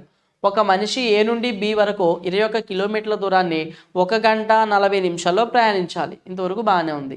అయితే ఏ నుండి రహదారి 13 కిలోమీటర్ల వరకు ఉంటుందంట. రహదారి అంటే నార్మల్ రోడ్ అండి, అంటే ఫ్లాట్గా ఉన్న రోడ్డు ఎంత దూరం వరకు ఉంటుంది? ఒక 13 కిలోమీటర్ల వరకు ఉంటుందంట. ఆ పైన అది బి వరకు ఎత్తుగా ఉంటుంది. అక్కడ నుంచి ఇంక్లినేషన్ అండి, రోడ్ అనేది సరిగా ఉండదంట. అయితే ఆ రహదారిపై మనిషి సగటు వేగం ఎంత? 15 అన్నాడు. రహదారి అంటే ఫస్ట్ 13 కిలోమీటర్లు ఉంది కదా. సో అక్కడ వెళ్ళి మొదటి 13 కిలోమీటర్లను 15 వేగంతో వెళితే, అయితే ఎత్తుగల దానిపై అతని యొక్క సగటు వేగం ఎంతో చెప్పండి అంటున్నాడు. సి ఇక్కడ మీరు గమనిస్తే ఫస్ట్ పార్ట్ 13 కిలోమీటర్స్. ఈ 13 కిలోమీటర్స్ ఎంత స్పీడ్తో వెళ్తున్నావు? 15 స్పీడా? నీకు టైం వస్తుందా? 13/15 అంటే సో ఇక్కడ మినిట్స్లో కావాలి అంటే ఏం చేస్తాం? ఇంటూ 60 రాస్తామా? 13/15 అవర్స్ ఇంటూ 60 అయితే మినిట్స్లోకి 15 1 జార్ 15 4 జారా 13 4 జార్ ఎంత? 52 మినిట్సా? అంటే మొదటి 13 కిలోమీటర్లకి 52 నిమిషాలు పట్టింది. ఇంకా మిగిలిపోయిన దూరం ఎంత? 21లో 13 పోతే 8 కిలోమీటర్లు మిగిలిపోయింది. 8 కిలోమీటర్లు మిగిలిపోయింది. ఎంత వేగమో నాకు తెలియదు కాబట్టి బి అనే వేగం తీసుకుంటున్నా. ఎంతనే వేగం నాకు తెలియదు కాబట్టి ఏ అనే స్పీడ్ తీసుకుంటున్నా. సో ఎంత టైంలో వెళ్ళాలి? 1 గంట 40 నిమిషాలు స్టార్టింగ్ నుంచి ఎండింగ్ వరకు టైం అన్నాడు. అంటే ఇక్కడ 52 నిమిషాలు టైం పట్టింది. 52 నిమిషాలు టైం పట్టింది. ఇంక మిగిలింది ఎంత? 1 గంట 40 నిమిషాల్లో 52 రిమూవ్ చేస్తే 48 నిమిషాలు మిగిలింది. ఓకేనా? ఈ 48 నిమిషాల్లోనే వెళ్ళాలి. సో 48 నిమిషాలని గంటల్లోకి మార్స్తే by60 చేస్తాం. సో 8 1 జార్ 8 6 జార్ 6 1 జార్ 6 10 జార్. సో ఏ వాల్యూ ఎంత వస్తుంది మనకి? 10 వస్తుంది. అంటే ఎత్తు అంటే స్లోప్గా ఉంది కదా, అక్కడ అతను ఎంత స్పీడ్తో వెళ్ళాడు? 10 km/h స్పీడ్తో వెళ్ళడం జరిగింది. సో ఈ క్వశ్చన్కి కరెక్ట్ ఆన్సర్ ఏమవుతుంది? థర్డ్ ఆప్షన్ అవుతుంది. ఓకేనా? సీదా next question. Question number 17. A container contains 80 kg of milk. From this container 80 kg of milk was taken out and replaced by water అన్నాడు. This process was further repeated 2 more times. How much milk is now contained by the container? ఒక కంటైనర్లో 80 కిలోల పాలు ఉంటుంది. ఈ container నుండి 8 కిలోల పాలను బయటికి తీసి దాని స్థానంలో నీరు కలిపారు. ఈ ప్రక్రియ మరో 2 సార్లు పునరావృతమైంది. అయితే కంటైనర్లో ఇప్పుడు ఎన్ని పాలు ఉన్నాయి అనేది అడుగుతున్నాడు. సో ఇక్కడ మనకి ఎన్ని పాలు అంటే ప్రస్తుతం మనకి ఎన్ని పాలు ఉన్నాయి? ప్రస్తుతం ప్రస్తుతం పాలు ఈజ్ ఈక్వల్ టు ఇనీషియల్గా ఎంత ఉందండి 80 కిలోల, ఇనీషియల్గా 80 ఉన్నాయి. సో 1 మైనస్, ఇది ఒక కాన్సెప్ట్ అండి, 1 మైనస్ ఎన్ని కిలోలు తీస్తున్నాడు every time, 8 kilos out of 80. So అంటే 80 అంటే 8 కిలోలు అవుట్ ఆఫ్ 80 అంటే 8 1s are 8 10s are 1/10 times ఆ టైంని ఇక్కడ రాస్తున్నాం. ఫస్ట్ ఏం చేసిండంట, ఈ కంటైనర్ నుండి 8 కిలోల పాలను బయటికి తీసిండు. ఓకేనా. సో అయితే దాని స్థానంలో అంతే 8 కిలోలు నీరు కలుపుతున్నారంట, అంటే 8 కిలోలు సమానమైన నీరు. ఈ ప్రక్రియ మరో 2 సార్లు, మొత్తం ఎన్నిసార్లు జరిగింది, 3 టైమ్స్ జరిగింది. ఫస్ట్ టైం ఒకసారి, మరో 2 సార్లు, మొత్తం 3 టైమ్స్. ఓకేనా. సో మనకి ప్రస్తుతం ఏమన్నాడు, ప్రస్తుతం కంటైనర్లో ఇప్పుడు ఎన్ని పాలు ఉన్నాయి అన్నాడు. సో ప్రస్తుతం పాలు ఈజ్ ఈక్వల్ టు ఒరిజినల్ పాలు ఇంటూ 1 మైనస్ 1/10. ఎన్ని టైమ్స్ జరిగింది ఇలాగా, 3 టైమ్స్ జరిగింది. సో అప్పుడు ఏమవుతుంది, 80 ఇంటూ, సో 10 మైనస్ 1 అంటే 9/10, 9³ అంటే ఏమని చెప్తాం ఇక్కడ, 729/10³ అంటే 1000 అవుతుందా, 1000. ఇంతవరకు క్లియర్ కదా. ఈ వాల్యూని మనం క్యాలిక్యులేట్ చేస్తే మనకు వచ్చే ఆన్సరే కరెక్ట్ ఆన్సర్. సో ఇక్కడ 0 0 క్యాన్సిల్ చేయొచ్చు, 0 0 క్యాన్సిల్ చేయొచ్చు. మనం ఈ వాల్యూని మల్టిపుల్ చేస్తే 2 డిజిట్స్ ముందు డాట్ పెడతాం, ఎందుకంటే కింద 100 ఉంది కదా. సో అదే మన ఆన్సర్ అవుతుంది. సో ఇక్కడ 8 9s are ఎంత, 72నా, 8 9s are 72 అంటే లాస్ట్ యూనిట్ డిజిట్ 2 రావాలి. ఇచ్చిన ఆప్షన్లో థర్డ్ ఆప్షన్లో యూనిట్ డిజిట్ 2 లేదు కదా, అలాగే ఫోర్త్ ఆప్షన్లో కూడా యూనిట్ డిజిట్ 2 లేదు. ఇంతవరకు క్లియరా. ఫస్ట్ ఆప్షన్లో ఉంది, సెకండ్ ఆప్షన్లో ఉంది. ఇప్పుడు చూద్దాం, 8 అనేది 8 7s are ఎంత, 8 7s are 56 కదా. సో 56 ఇంకా చేంజ్ ఉంది కాబట్టి 56 కన్నా ఎక్కువ. సో ఇచ్చిన ఆప్షన్లో 56 కన్నా ఎక్కువ ఫస్ట్ ఆప్షన్లో ఉంది, సెకండ్ ఆప్షన్లో 56 కన్నా తక్కువే ఉంది. సో అప్పుడు మన ఆన్సర్ ఏమని చెప్పొచ్చు, ఫస్ట్ ఆప్షన్ అనేది కరెక్ట్ ఆన్సర్గా చెప్తాం. ఓకేనా, క్లియర్ కదా ఇంతవరకు. సీదా next question. Question number 18. Pipe 1 and 2 can fill a tank alone in 6 hours, 9 hours respectively. Pipe 3 can empty the full tank in 18 hours అన్నాడు. If all the 3 pipes are opened simultaneously, then how much time is required to fill the tank completely? So pipe 1 మరియు 2 వరుసగా 6 మరియు 9 గంటల్లో నింపగలవన్నాడు. ఏ అనే pipe, B అనే pipe 6 మరియు 9 అన్నాడు.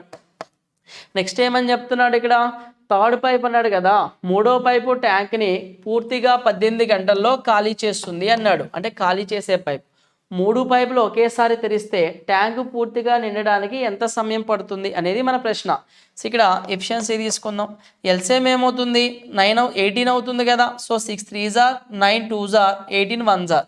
అన్నిట్లో కామన్గా పోయే సంఖ్య 18 కాబట్టి మన యొక్క ఎల్సిఎం 18 అవుతుంది. ఏదైతే ఎల్సిఎం వస్తుందో అదే మన యొక్క కెపాసిటీ, ట్యాంక్ కెపాసిటీ అవుతుంది. 18 లీటర్స్ అనేది ట్యాంక్ కెపాసిటీ. ఇంతవరకు క్లియరా. సో ఇక్కడ 6 ఎన్ని టైమ్స్ పోతుంది, 6 3s are 18, 9 2s are 18, 18 1s are 18. So C అనేది నెగిటివ్, అంటే ఎంటీ చేసే పైపు కాబట్టి ఎఫిషియన్సీ నెగిటివ్ తీసుకుంటున్నా. 3 కలిసి వర్క్ చేస్తున్నాయి అంట. అంటే ఇక్కడ ఈ 18 లీటర్స్ని 3 కలిసి వర్క్ చేసి ఎంత టైం పడుతుంది నింపేదానికి, 3 + 2 5, 5 - 1 ఎంత, 4. సో ఇక్కడ 4 4s are 16, 4 5s are ఎన్ని అవర్స్ టైం పడుతుంది, 4.5 అవర్స్ టైం పడుతుంది. సో ఆన్సర్ ఏమవుతుంది, థర్డ్ ఆప్షన్ అవుతుంది. సో 4.5 అవర్స్లో ఇక్కడ మనకి కంప్లీట్గా ట్యాంక్ అనేది నిండిపోతుంది. ఎప్పుడు అది 3 పైపులు కలిసి వర్క్ చేస్తే. ఓకేనా. సీదా next question. The sum of 3 consecutive odd numbers and 3 consecutive even numbers together is 231. Also the smallest odd number is 11 less than the smallest even number. What is the sum of largest odd number and the largest even number? 3 వరుస బేసి సంఖ్యలు మరియు 3 వరుస సరి సంఖ్యల మొత్తం 231 అని చెప్తున్నాడు. అలాగే చిన్న బేసి సంఖ్య మరియు చిన్న బేసి సంఖ్య అనున్నది చిన్న సరి సంఖ్య కంటే 11 తక్కువ. అయితే అతిపెద్ద బేసి సంఖ్య మరియు అతిపెద్ద సరి సంఖ్యల యొక్క మొత్తం ఎంత అనేది మనకి ఇక్కడ అడిగిన క్వశ్చన్. ఓకే. సి 3 వరుస బేసి సంఖ్యలు అని చెప్తున్నాడా. సో 3 వరుస బేసి సంఖ్యలు అంటే ఇక్కడ బేసి సంఖ్యలు తీసుకుంటున్నా, నెక్స్ట్ సరి సంఖ్యల సిరీస్ తీసుకుంటున్నా. సో ఆ బేసి సంఖ్యలు ఏంటంటే ఫస్ట్ది ఏ అనేది తీసుకుంటున్నా, సెకండ్ది ఏమవుతుంది అప్పుడు a+3నా. అంటే ఇక్కడ 3 వరుస బేసి సంఖ్యల మొత్తం 231. అలాగే చిన్న బేసి సంఖ్య 3 వరుస బేసి సంఖ్యలు మరియు 3 వరుస సరి సంఖ్యల మొత్తం. చిన్న బేసి సంఖ్య అన్నది చిన్న సరి సంఖ్య కంటే 11 తక్కువ అన్నాడు. సో ఇక్కడ సరి సంఖ్య కనుక చూస్తే ఏమవుతుంది, ఇక్కడ బేసి సంఖ్య అంటే a+1 తీసుకుంటున్నా. సో a+1 అంటే నెక్స్ట్ బేస్ సంఖ్య ఖచ్చితంగా ఏమవ్వాలి, a+2నా. సో ఏ ప్లస్లో 1 అంటే 1 3 అవుతుందా? సో ఇక్కడ ఏమవుతుంది ఏ ప్లస్ ఇక్కడ 2 తీసుకున్నాం కదా ఏ ప్లస్ 4 ఇక్కడ 1 తీసుకుంటే 1 ఏ ప్లస్లో 1 తీసుకుంటే 3 ఏ ప్లస్లో 1 తీసుకుంటే 5 1 3 5 బేస్ సంఖ్యలు కరెక్ట్గా వచ్చినాయా? నెక్స్ట్ కండిషన్ చూడండి ఏమి ఇచ్చాడు మనకి క్లూ అక్కడ చిన్న బేసిస్ సంఖ్య అనున్నది అంటే చిన్న బేస్ సంఖ్య ఏముంది ఏ కదా చిన్న బేస్ సంఖ్య ఈ బేస్ సంఖ్య సరి సంఖ్య కంటే 11 తక్కువ అని చెప్తున్నాడు. సరి సంఖ్య అంటే ఇక్కడ వచ్చే సరి సంఖ్య కన్నా 11 తక్కువ అంటే ఖచ్చితంగా ఈ సంఖ్య ఏమై ఉండాలి ఏ ప్లస్ 11 కదా సరి సంఖ్య ఏ ప్లస్ 11 ఉంటే దీనికన్నా 11 తక్కువ. సో సరి సంఖ్య అవ్వాలి అంటే ఈ సిరీస్కి +2 అంటే ఇక్కడ మనకి +2 యాడ్ చేస్తే అంటే +2 చేసినాం కదా అలాగే మనం ఏం చేయాలి అక్కడ ఇది ఒక సరి సంఖ్య నెక్స్ట్ సరి సంఖ్య అవ్వాలి అంటే మనం ఎంత డిఫరెన్స్ యాడ్ చేయాలి +2 డిఫరెన్స్ యాడ్ చేస్తామా? సో ఏ ప్లస్ 13 అవుతుంది +2 యాడ్ చేస్తే ఇక్కడ ఏమవుతుంది ఏ ప్లస్ 15 అవుతుంది ఏ ప్లస్ 13 అంటే +2 ఏ ప్లస్ 13 ఇక్కడ +2 యాడ్ చేస్తే ఏ ప్లస్ 15 ఇంతవరకు క్లియరా? సో ఇంతవరకు క్లియరా? సో ఇక్కడ 1 తీసుకుంటే 12 అవుతుంది 1 తీసుకుంటే 14 అవుతుంది 1 తీసుకుంటే 16 అవుతుంది సరి సంఖ్యల సిరీస్ వచ్చింది. ఓకేనా? నెక్స్ట్ ఏమన్నాడో చూద్దాం. ఇక్కడ నెక్స్ట్ ఏమన్నాడు మనకి ఇక్కడ చిన్న బేసి సంఖ్య అన్నది చిన్న సరి సంఖ్య కంటే 11 తక్కువ. నెక్స్ట్ అతిపెద్ద బేసి సంఖ్య మరియు అతిపెద్ద సరి సంఖ్యల మొత్తం ఎంత? క్వశ్చన్ చూడండి ఏమడిగాడు అతిపెద్ద బేసి సంఖ్య అంటే ఇదే కదా అలాగే అతిపెద్ద సరి సంఖ్యల యొక్క మొత్తం ఎంత అని అడిగాడు. సో ఇక్కడ ఈ రెండు వాల్యూస్ని సమ్ చేయమంటున్నాడు a+4 a+15 వాల్యూ ఎంతో చెప్పాలి. ఇప్పుడు నేను అడిగే క్వశ్చన్ కరెక్ట్గా చెప్పండి. ఒక బేసి సంఖ్య ఒక సరి సంఖ్యను కలిపితే రిజల్ట్ ఏమవుతుందంటే ఆల్వేస్ బేసి సంఖ్య అవుతుంది. ఓకేనా? ఆల్వేస్ ఏమవుతుంది బేసి సంఖ్య. ఒక ఎగ్జాంపుల్ చూద్దామా 2 అనేది ఒక సరి సంఖ్య 3 అనేది ఒక బేసి సంఖ్య ఒక సరి సంఖ్య బేసి సంఖ్య కలిపితే రిజల్ట్ ఏమొచ్చింది బేసి సంఖ్య వచ్చింది. అలాగే 12 అనేది ఒక సరి సంఖ్య 9 అనేది ఒక బేసి సంఖ్య ఈ రెండింటిని కలిపితే రిజల్ట్ ఏమొచ్చింది బేసి సంఖ్య వచ్చింది. అంటే ఇక దీన్ని బట్టి మనం ఏమని అర్థం చేసుకోవాలి పై వరుస ఏమో బేసి సంఖ్య వరుస కింద వరుస ఏమో సరి సంఖ్యల వరుస. ఓకేనా?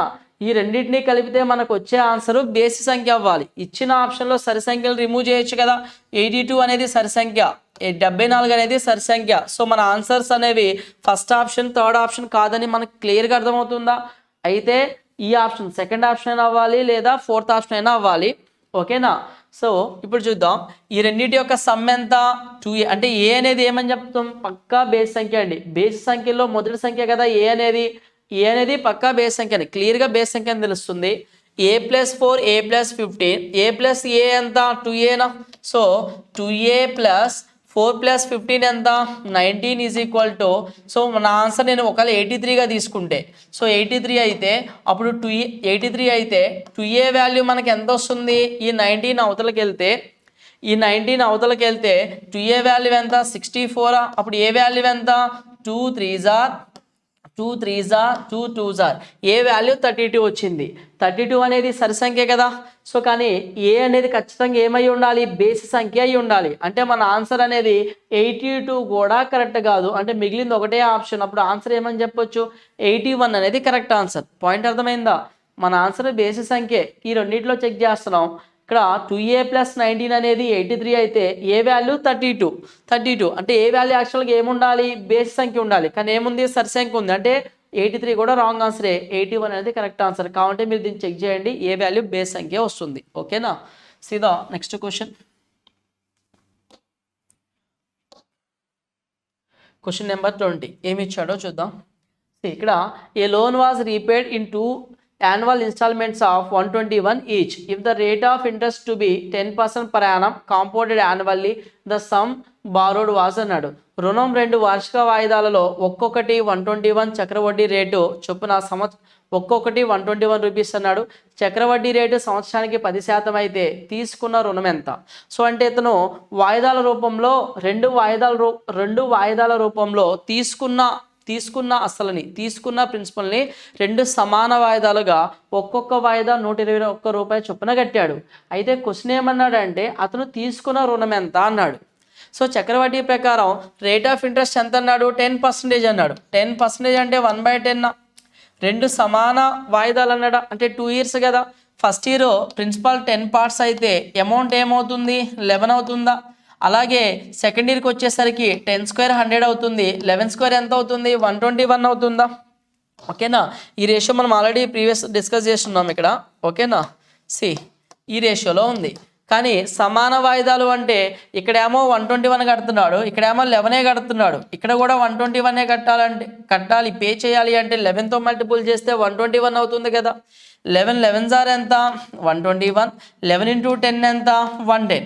సో సమాన వాయిదాలు వచ్చినాయి కదా, 121. సో ఈచ్ ఇన్స్టాల్మెంట్ క్వశ్చన్లో మనకి ఎంత ఇచ్చాడు 121 ఇచ్చాడు. సో 121 అనేది 121 పార్ట్స్ 121 రూపీస్ అయితే తీసుకున్న అసలు ఎంత? ఫస్ట్ వాయిదా కట్టేటప్పుడు 110 ప్రిన్సిపల్ ఉంది, సెకండ్ వాయిదా కట్టేటప్పుడు 100 ప్రిన్సిపల్ ఉంది. 110 + 100 రెండు కలిపితే ఎంత అంటే 110 + 100 రెండు కలిపితే ఎంత 210. సో 210 పార్ట్స్ ఎంత అవుతుందంటే 210 అవుతుంది. సో తీసుకున్న అసలు ఎంత అంటే ఎందుకని 121 అయితే 210 ఏమవ్వాలి 210 అవుతుంది. మళ్ళీ దానికి ఎందుకు ఇలా తీసుకోవడం అవసరం లేదు కదండి. సో ఆన్సర్ ఏమని చెప్పొచ్చు, సెకండ్ ఆప్షన్ అనేది కరెక్ట్ ఆన్సర్ అవుతుంది. తీసుకున్న అసలు ఏమో 210, కట్టిందేమో 121. ఓకేనా, ఈచ్ ఇన్స్టాల్మెంట్ అలా కట్టాడు. సీదా నెక్స్ట్ క్వశ్చన్. ఒకవేళ అంటే ఈ టైప్ ఆఫ్ క్వశ్చన్లో కట్టిన ఇంట్రెస్ట్ ఎంత అంటే ఏమని చెప్పొచ్చు అంటే 210 ఏమో అసలు తీసుకున్నాడు, ఇక్కడ 121 అంటే ఎంత వస్తుంది 242 అంటే 32 రూపీస్ ఎక్స్ట్రా ఇంట్రెస్ట్ కట్టాడు. ఒకవేళ కట్టిన ఇంట్రెస్ట్ ఎంత, చక్రవడ్డీ ఎంత కట్టాడు అంటే 32 రూపీస్. ఆ రెండింటి మధ్య డిఫరెన్స్ చెప్తే సరిపోతుంది. సీదా next question. Ratio of earnings of A and B is 4:5 respectively. If the earnings of A is increased by 20% and the earnings of B is decreased by 20%, the new ratio of their earnings becomes 6:5 respectively అన్నాడు. What is ace earning అన్నాడు. ఏ మరియు బీల యొక్క ఆదాయాల నిష్పత్తి వరుసగా 4:5 అన్నాడు. ఏ యొక్క ఆదాయం 20% పెరిగి బి యొక్క ఆదాయం 20% తగ్గితే వారి ఆదాయాల కొత్త నిష్పత్తి వరుసగా 6:5 అవుతుందంట. అయినా ఏ యొక్క ఆదాయం ఎంత అని అడుగుతున్నాడు. సో ఇక్కడ ఏ ఇన్కమ్ ఎంత ఇచ్చాడు, ఎన్ని పార్ట్స్ అని చెప్తున్నాడు. ఏ ఇన్కమ్, ఇక్కడ ఏ ఇన్కమ్ బి ఇన్కమ్. ఏ ఇన్కమ్ 4 పార్ట్స్, దాన్ని 40గా తీసుకుంటున్నా. బి ఇన్కమ్ 5 పార్ట్స్ని 50 పార్ట్స్గా రాస్తున్నా. ఏ యొక్క ఆదాయం 20% పెంచాడా, 10% 4 20% అంటే 8 కదా, అప్పుడు 48 అవుతుందా. అలాగే బి యొక్క ఆదాయం 20% తగ్గింది అన్నాడా, 10% 5 20% అంటే 10 తగ్గితే 40 అవుతుందా. వారి ఆదాయాల కొత్త నిష్పత్తి వరుసగా 6:5 అవుతుంది అన్నాడు. సో 6:5 అంటే 8 6 are 8 5 are 8 6 are 48, 8 5 are 40.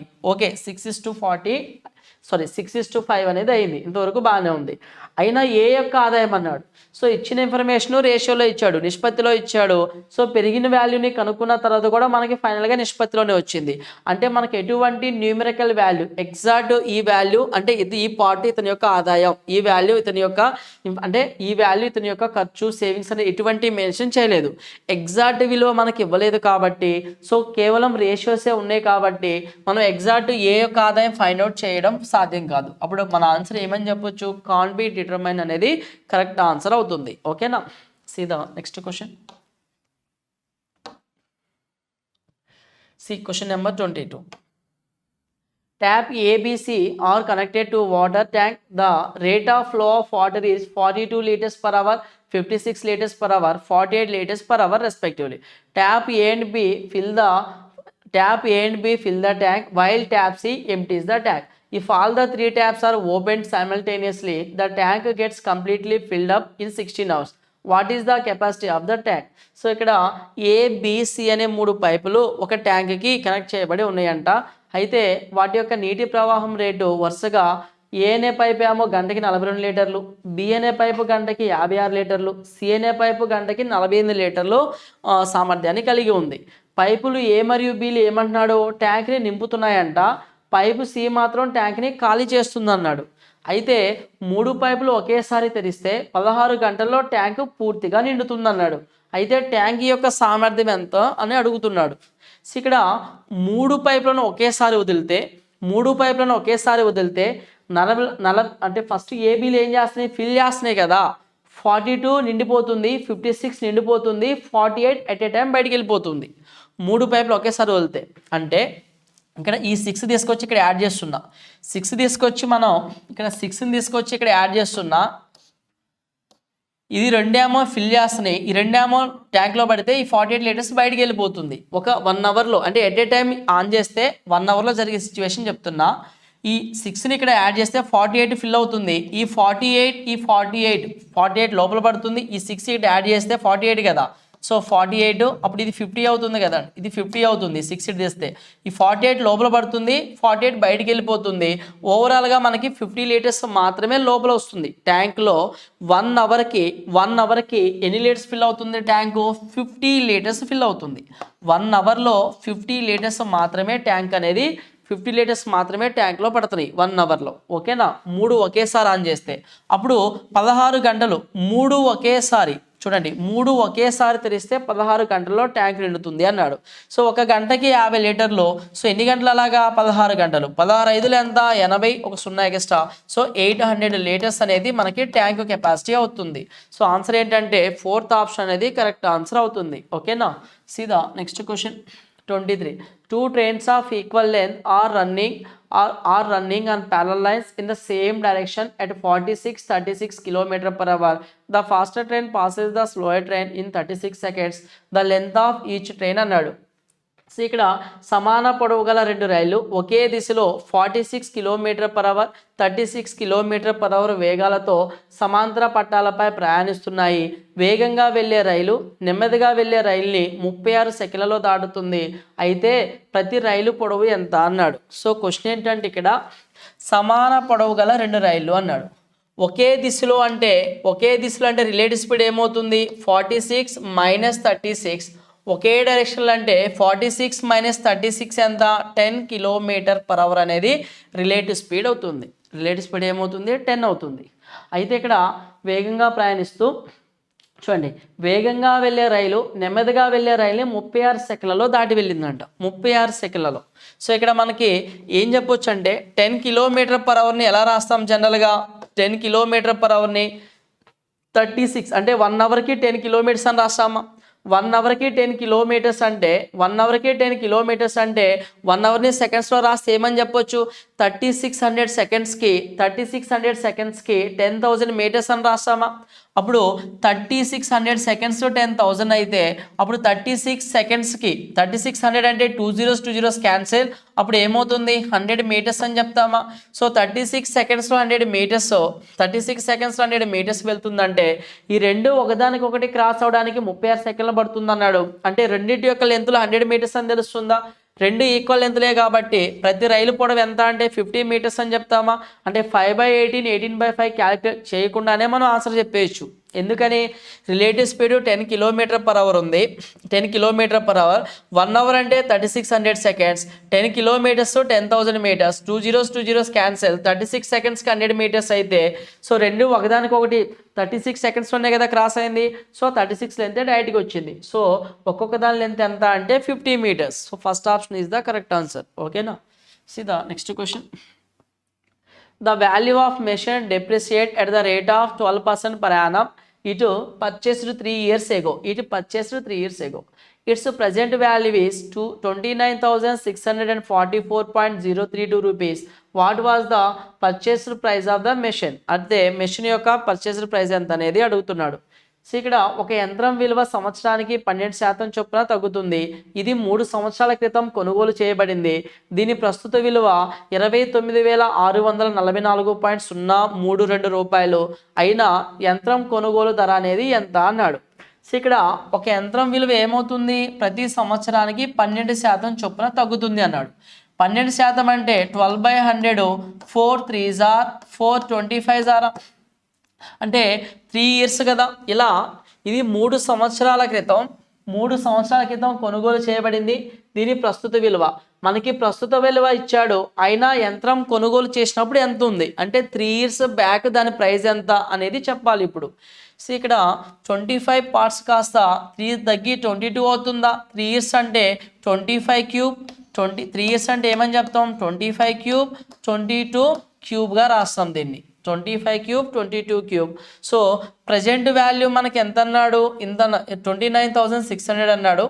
చూడండి ఇక్కడ ఒక యంత్రం విలువ సంవత్సరానికి 12% చొప్పున తగ్గుతూ ఉంది. 3 సంవత్సరాల క్రితం కొనుగోలు చేయబడింది. అంటే 3 సంవత్సరాల క్రితం వాల్యూ ఎక్కువ వాల్యూ ఉంటుంది, ప్రస్తుత వాల్యూ మాత్రం 29,000 చేంజే ఉంది. ఇంతవరకు క్లియర్ కదా. 25 స్క్వేర్ అంటే 625 ఇంటూ 25 అంటే ఏమవుతుంది అక్కడ 15 సో 25 అంటే జనరల్గా 25 క్యూబ్ 22 క్యూబ్. సరే ఒకసారి ప్రజెంట్ మనకి వాల్యూ ఇచ్చాడు కదా. 22 స్క్వేర్ అంటే ఎంత 480, 21 స్క్వేర్ 441, 22 స్క్వేర్ అంటే 484 ఇంటూ 22 ఇది స్క్వేర్ టైం, ఇది 1 టైం, అగైన్ 1 టైం చేస్తే 3 టైమ్స్ వచ్చింది. ఈ వాల్యూ ఎంత ఇచ్చాడు క్వశ్చన్లో మనకి 29,644.032 అని ఇచ్చాడు. 032 అని ఇచ్చాడు కదా మనకి, ఈ వాల్యూ ఇచ్చాడు. ఓకేనా. సో మనం కొంచెం అప్రాక్సిమేట్గానే ఫైండ్ అవుట్ చేయాలి. ఎగ్జాక్ట్ కంటే కొంచెం ఓకేనా పాసిబుల్, కొంచెం ఇంపాసిబుల్, కొంచెం కాంప్లికేట్ అవుతుంది. 25 క్యూబ్ అంటే ఎంత, 25 స్క్వేర్ అంటే ఎంత మనకి 625, అగైన్ 25 అంటే అగైన్ ఇంటూ 25.